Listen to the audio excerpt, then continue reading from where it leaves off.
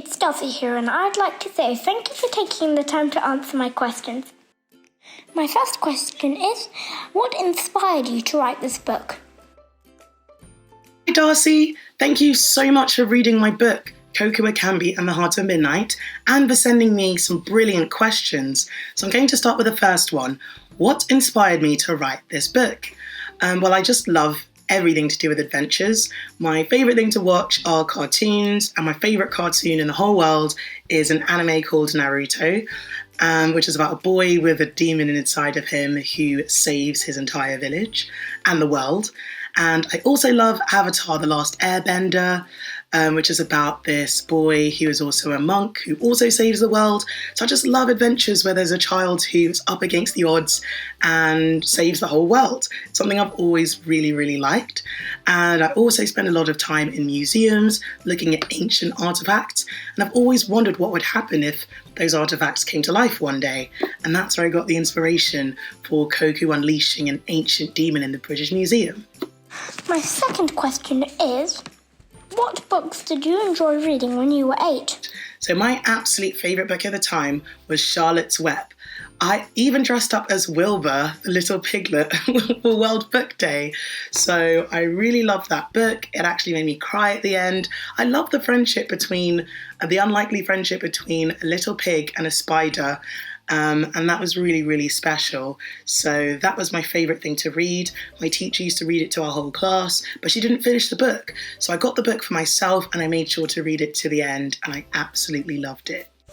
My third question is, what was your inspiration when you created Olori? To answer your third question, Darcey, what is my inspiration behind Olori? So Olori is actually based on Nigeria, and specifically is based on the Yoruba part of Nigeria. In Nigeria, there are different tribes, just like Olori. So the different tribes have completely different cultures. The different tribes, some of them, are the Yoruba tribe, which is where I am from, the Igbo tribe, the Edo tribe, and the Hausa tribe.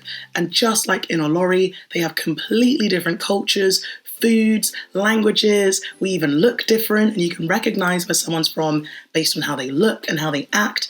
And I really wanted to imitate that in Olori, so people got the idea behind different tribes and people being different, but also from the same place. And it's interesting because even in the UK, even though we don't have tribes, you notice that people act differently depending on where they're from. So I'm from London, and I can always tell when someone's from London because they sound like me. And that's so different from somewhere like Manchester, where the people act different and have a different accent and everything. So yeah, thanks for that question. My final question is, what is your favourite mythical creature? Well, it's got to be the Mami Wata. That is the Olori way of saying mermaid. I absolutely love mermaids. First of all, they're beautiful, and they have absolutely gorgeous hair with loads of shells and decorations in it, like crystals and things like that. I feel like I like to go for a Little Mermaid style myself, so I love it. I love their sparkling tails. In fact, they have snake tails, which is really different from the way mermaids are presented in other cultures, where they have the kind of lower half, which is a fish. So I like that they have snake tails. It's really cool. And I really enjoy their accessory, which is a golden comb that has the power to send you right to sleep. So the mermaids in my book are a little bit sneaky, and they try to drown people at any chance they get until Kòkú and his friends become friends with them. So mermaids have to be my absolute favourite. Thank you very much.